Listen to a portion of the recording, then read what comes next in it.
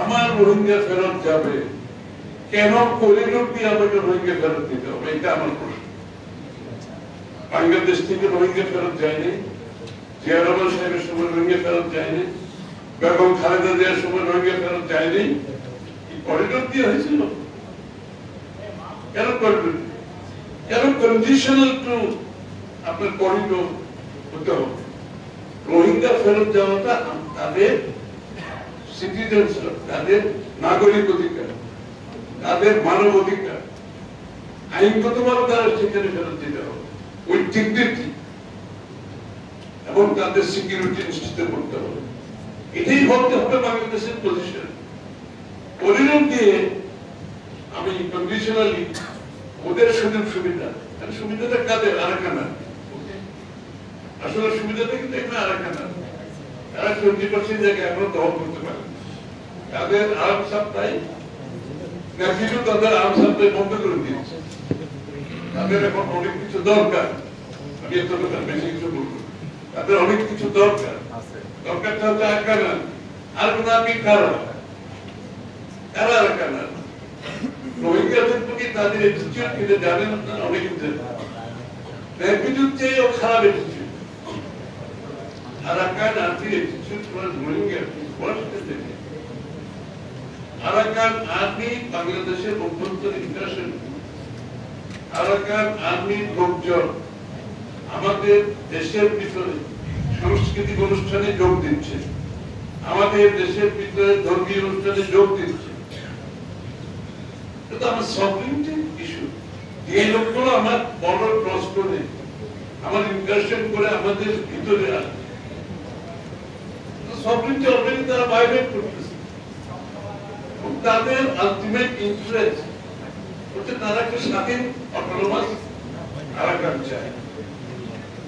বাংলাদেশের রোহিঙ্গা তার ইন্টারেস্টের মধ্যে কোথায় পড়ে? রোহিঙ্গারা আরাকান আর্মির বিরুদ্ধে কোথাও কোথাও যুদ্ধ করছে ব্যাটিকের সাথে মিলে। আলটিমেটলি এই আরাকান আর্মি কিন্তু চাইনিজদের ব্যাকিং। চাইনিজদের একটা গ্রুপ আছে,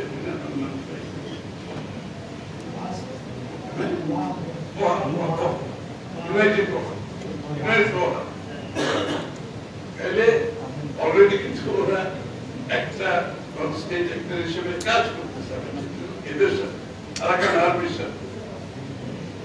আরাকান আর্মি বাংলাদেশের ইন্টারেস্ট সার্ভ করার জন্য আপনাকে আগামীতে যে কোঅপারেটিভ প্রোগ্রামটা এই বিষয়টা কোথার থেকে জন্ম, আপনাকে এই বুদ্ধিতে কারণ শেখ হাসিনা যেভাবে রাষ্ট্রের স্বার্থ জলাঞ্জলি দিয়ে, বাংলাদেশের মানুষের স্বার্থ জলাঞ্জলি দিয়ে ক্ষমতায় থাকার জন্য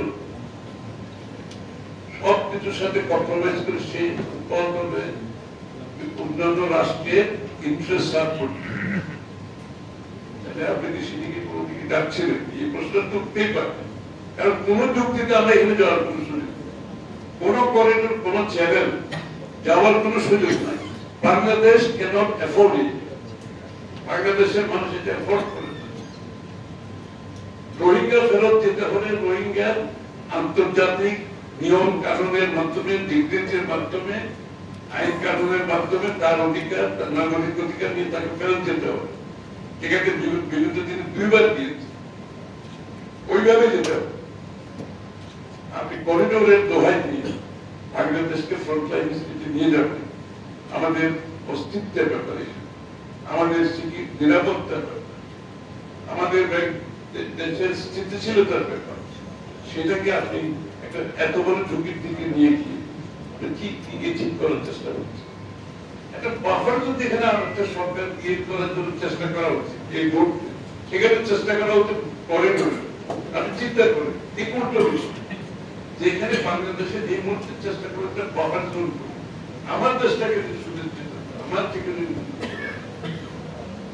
আমাদের স্থিতিশীলতা নিশ্চিত করা, সেখানে উল্টো আলোচনা হচ্ছে করিডোর।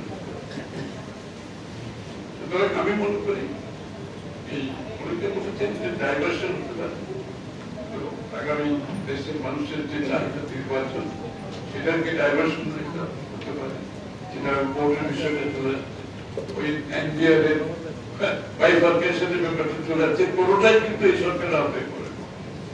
তাদের কাজ হচ্ছে নির্বাচনী সংস্কারের মাধ্যমে দেশের মানুষের প্রত্যাশা অনুযায়ী বাংলাদেশকে একটি গণতান্ত্রিক রাষ্ট্রের দিকে নিয়ে যাওয়া, গণতান্ত্রিক অর্ডারে নিয়ে যাওয়া, এবং সেই গণতান্ত্রিক অর্ডারের মাধ্যমে একটি জনগণের নির্বাচিত সংসদ সরকার যারা জনগণের প্রতি দায়বদ্ধ থাকবে, সেই জায়গাতে না গিয়ে আর সবকিছু করা হচ্ছে। আপনি দেখেছেন সবকিছু করা হচ্ছে, কিন্তু নির্বাচনী সংস্কারের ব্যাপারে আমরা কোনো নির্বাচনের রোড ম্যাপ দেখতে পাচ্ছি আর সবকিছু করা হচ্ছে, যে দায়িত্বটা প্রথমে পাবে। সুতরাং আনসার একটাকে বাংলাদেশকে গণতান্ত্রিক রাষ্ট্রের গণতান্ত্রিক যার জন্য 14-10-15 বছর মানুষ এই যে বলেছে যেটা বললো, এত লোকের স্যাক্রিফাইস, আমরা কি এইসব তামাশা করার জন্য কি এই স্যাক্রিফাইস করেছি? এই তামাশা দেখার জন্য?